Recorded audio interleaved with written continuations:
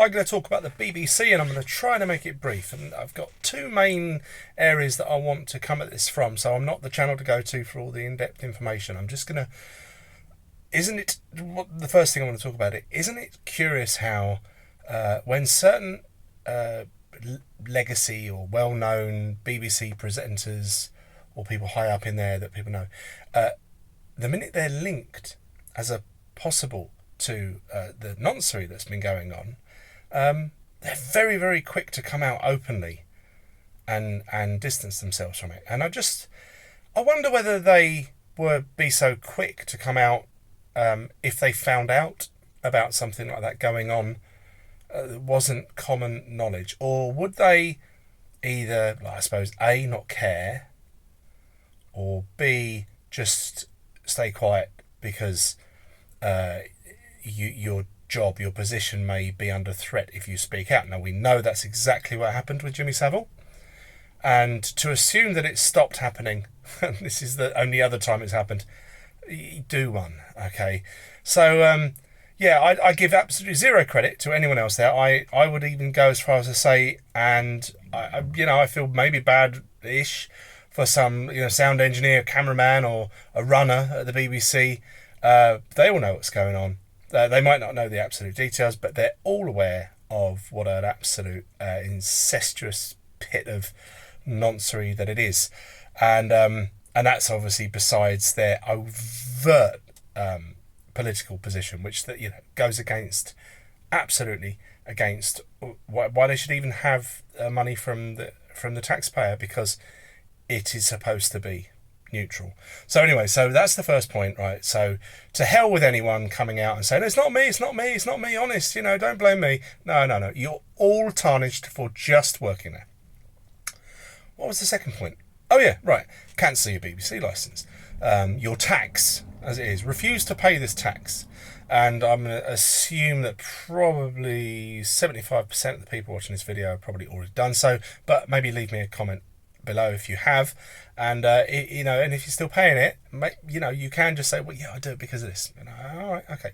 But I'm going to firstly point you towards Chili John Carney, very, very good channel, and he pretty much only talks about this subject. I get a feeling he's pretty red-pilled and based, but he keeps his channel fairly normy, and he just tells you the details of exactly what the license fee is, and how, if you don't want to pay it anymore, what you should do. So the first part is it's for watching or recording live television. So it's not just for watching the BBC. So you can't just say, no, I've got a TV, but I'm only watching ITV and Channel 4 Dave, something like that. Sorry, that doesn't work. And it doesn't work. You can't say you're recording it and then watching it back later. That is also what the license fee is. I mean, it's utter nonsense anyway, but that's that detail. So, but if you have a television and you watch catch up, you do it all day long. Just not BBC iPlayer. But then again, why would you? Why would you want to? But you do have to give your email address and your details to watch iPlayer. So I would, if you are, I don't recommend you break these rules, but if you are intending on watching or recording live television and just saying you're not, which I wouldn't blame you if you did it, I would just say, that's not what I'm giving you advice to do. All right. But, yeah, don't go on BBC iPlayer. But you can watch as much catch-up TV as you want, and obviously on demand. So anything that's on demand, even if it's a BBC-produced programme, if it's on Netflix or something like that, that's fine, you watch that, okay? So that's the basics of it. But do go to Chili John Carney's channel, and he will give you a lot more information. And what he also does is he'll say, oh, there's a new letter that they're sending out, because people send him copies of them. And, this is the new scary letter. It's all red writing and, it's threats of imprisonment. So what the BBC footmen, the guys that are paid by another, work for another company that's paid by the BBC to go around and scare people on their doorstep, knock on your door, and seem all official, like they have a right just to come into your house. They do not. They do not have a right to come into your house.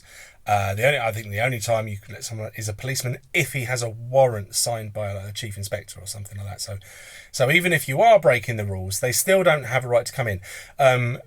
If it's possible for them to look in your window without sort of breaking the law and see your television and it happens to be showing something that's currently, on live television, then maybe they can get you there. So, angle, you have your TV in a position where someone can't just look in your window to see it. You see what I mean?